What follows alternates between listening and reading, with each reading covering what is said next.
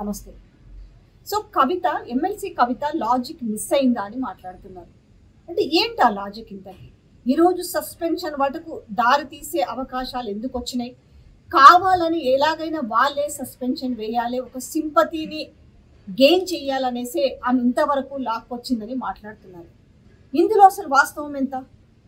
అంటే ఆమె అమెరికాలో రాసిన లేఖ బహిరంగంగా బయటికి రావడం అనే విషయాన్ని ఆమె తీవ్రంగా తప్పుపట్టిన విషయం అందరికీ తెలిసిందే. అంటే ఆ రోజు నుంచి ఈ రోజు వరకు క్రొనాలజికల్ ప్రకారం చూసుకుంటే 1 by 1 అంటే చాలా ప్లాన్గా జరిగినట్టే అనిపిస్తుంటుంది.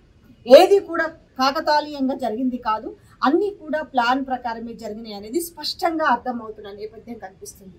అంటే వరుసపెట్టి ఇక్కడ ఏదైనా ఆ రోజు మాజీ మంత్రి జగదీశన్ రెడ్డి తిట్టిన విషయం కావచ్చు, లేదంటే కార్తీక్ రెడ్డిని అన్న విషయం కావచ్చు, ఎవరినైనా కూడా ఒక భయాన్ని క్రియేట్ చేసింది. ఏ లీడర్ అయినా మాట్లాడితే ఇదిగో నా జోలికి వస్తే నేను మంచిదాన్ని కాదు అనే ఒక చిన్న మెసేజ్ కూడా ఆమె పాస్ చేసింది.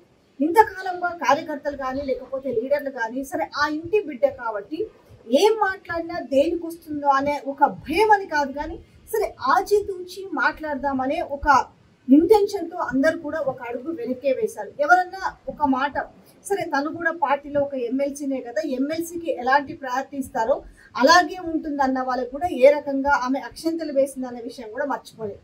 అప్పటి నుంచి కూడా చర్చ తీవ్రంగా నడుస్తుంది. ఇలాగే దీన్ని కొనసాగిస్తే ఏమవుతుందో అంటే రేపు పార్టీలో ఎవరైనా కూడా ఇలాంటి మాటలు మాట్లాడే అవకాశానికి మెండుగా అవకాశం ఇచ్చినట్టుగా అవుతుంది. సో ఇక మల్లగుల్లాలు పడిన నేపథ్యంలో సో ఇటు మాజీ మంత్రి హరీష్ రావు విషయంలో ఆమె మాట్లాడిన మాటలు చాలా తీవ్ర స్థాయికి చేరడంతో సస్పెన్షన్ వేటుపడింది. ఇది అందరికీ తెలిసిన విషయమే. అయితే ఇక్కడ అంటే 2 రకాలు చూసుకున్నాం. కవిత లాజిక్ మిస్ అయింది అనేది, అంటే తను చెప్పి ప్రజలకు నేను ఏదైతే చెప్తున్నాను అనే విషయం గురించి చర్చించుకుంటే గనక మా తండ్రి అయిన కేసీఆర్ మీద సిబిఐ విచారణకు ఎంక్వైరీ వేస్తే ఇంత కామ్గా ఊకుంటారా? ఇక ఎంక్వైరీకి వేసినాక పార్టీ ఉంటే ఎంత పోతే ఎంత అని మాట్లాడింది. అంతేకాకుండా వీళ్ళ అవినీతి మరక అంటించింది కూడా మాజీ మంత్రి హరీష్ రావు అండ్ మాజీ రాజ్యసభ సభ్యుడు వచ్చేసి సంతోష్ రావు అని అన్నారు. ఇక్కడ విషయం ఏ మాట అన్నా కూడా అక్కడ ఆ ప్రతి మాట కూడా బీఆర్ఎస్ అధినేత కేసీఆర్కి తగులుతుందన్న విషయం మర్చిపోయి మాట్లాడుతుందా, లేక కావాలని తను ఇలాగా మాట్లాడుతుందా? ఒకవైపు కాళేశ్వరంలో అస్సలు అవినీతి జరగలేదని చెప్తున్న నేపథ్యంలో, అవినీతి జరిగిందని తను కితాబిస్తున్న నేపథ్యంలో దీనికి ఏ రకంగా చూడాలనేసి అంటే ఇంకా ఆల్రెడీ మొత్తం ఒక అగ్రెసివ్గా వచ్చేసింది మ్యాటర్ అంతా కూడా. ఒకవైపు ఏమో కాళేశ్వరం గురించి అద్భుతంగా అంటే మేధావులకు అర్థం కాని తెలంగాణ ప్రజలకు కూడా వి ప్రకాష్ లాంటి వాళ్ళు చాలా వివరించి అంటే డయాగ్రామ్స్ గీసి చూపిస్తున్న నేపథ్యంలో అసలు అవకతవకలు జరగలేదు, నాణ్యత లోపాలు జరుగుంటాయి, కాకపోతే కరెక్ట్ ప్లేస్ కాదని ఇటు పీసీ ఘోష్ నివేదికలో కూడా అక్రమాలు జరిగాయని, ఎక్కడ అవినీతి భారీగా జరిగిందని ఎక్కడ కూడా అందులో మెన్షన్ చేయని ఒక పాత్రను తీసుకొచ్చి అక్కడ అవినీతి జరిగిందని తనే చెప్పకనే చెప్తుంటే ఇక ఇక్కడ ఆమె తన తండ్రిని బీఆర్ఎస్ పార్టీ అధినేత సో ఆమె తండ్రిని ఏ విధంగా ఆమె కాపాడుకున్నట్టుగా అవుతుంది? ఇక్కడ బీఆర్ఎస్ పార్టీలో ఏ లీడర్ గురించి మాట్లాడినా లాస్ట్కి ఒక కార్యకర్త గురించి మాట్లాడినా కూడా అది కేసీఆర్ని ఉద్దేశించి మాట్లాడినట్టుగానే అవుతుంది తప్ప ఆమె విడిగా మాట్లాడినట్టుగా ఎట్లా అవుతుంది? ఈ లాజిక్ ఎందుకు మిస్ అయ్యింది అనే చర్చ ఇప్పుడు జరుగుతుంది. పార్టీ కష్టకాలంలో ఉంటే ఆదుకోవాల్సింది పోయి మద్దతుగా నిలవాల్సిపోయి ఇప్పుడు ఇలాంటి మాటలు అంటే నెలకు ఒక మాట, 2 నెలలకు ఒక మాట, రాను తర్వాత వారానికి ఒక మాట, లేకపోతే రేపు గంటకు ఒక మాట వచ్చే అవకాశం ఉంటుంది. ఈ నేపథ్యంలో కార్యకర్తలందరూ కూడా సందిగ్ధంలో పడ్డారు. ఇవాళ కేసీఆర్ని కాపాడుకోవాలి, తెలంగాణ తెచ్చిన కేసీఆర్ ఇవాళ నీళ్ళన్నా నిధులన్నా నియామకాలన్నా ఆ పెద్ద మనిషి గుర్తొస్తున్న నేపథ్యంలో వీళ్ళు మల్లగుల్లాలు పడుతుంటే సిబిఐ విచారణకు సంబంధించిన విషయంలో ఏ రకంగా రాజకీయ కుట్ర జరుగుతుంది, ఇటు బీజేపీ కావచ్చు ఇటు కాంగ్రెస్ కావచ్చు ఏ రకమైన కుట్ర చేస్తుందనే విషయం స్పష్టంగా అర్థమవుతున్న నేపథ్యం.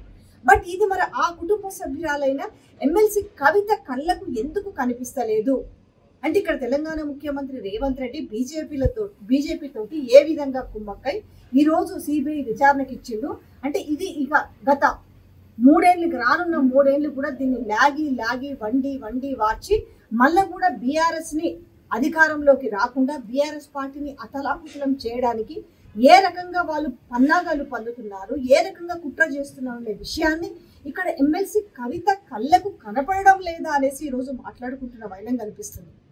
ఇవాళ నిజంగా నిన్న కొంత చాలా సిల్లీగా అనిపించిన అంశము, అంటే అనుకుంటున్నారు, అంటే జనాలందరూ కావచ్చు, లేకపోతే కొంత పొలిటికల్ అనలిస్టులు కావచ్చు, కొంతమంది మేధావులు కావచ్చు, మాట్లాడుకుంటున్నది ఏంటంటే, అంటే ఇవి ఏమీ కనిపించకుండా, అంటే వీళ్ళు ఎవరైతే ఇప్పుడు నిన్న ఇద్దరి మీద ఈమె నెపం వేసిందో ఆ ఇద్దరి వెనుక రేవంత్ రెడ్డి ఉన్నాడు అన్న మాటని మాట్లాడినప్పుడు, అంటే ఆ ముందు రోజే జరిగింది, నిన్న కాక మొన్ననే కదా, అసెంబ్లీలో ఒక్కడయి అంతమంది శూలాలు బాణాలు విసురుతున్నప్పుడు కూడా అవి చేతు అడ్డు పెట్టుకొని ఏ రకంగా దానిని తనకి గుచ్చుకోకుండా తనని తను ప్రొక్యూర్ చేసుకుంటూ, పార్టీని ప్రొక్యూర్ చేసుకుంటూ నిర్దిష్టమైన లెక్కలతోటి నిన్న మొత్తం వన్ మ్యాన్ షో అని చెప్పాలి. అక్కడ ఆఖరికి ఇరిగేషన్ మంత్రి అయితే ఫ్రస్ట్రేషన్ వచ్చేసి, అంటే సిగ్గు లేకుండా అనేలాంటి మాట్లాడినా కూడా ఆయన నవ్వుతూ దానికి కౌంటర్ ఇచ్చిన పరిస్థితి చూస్తాం.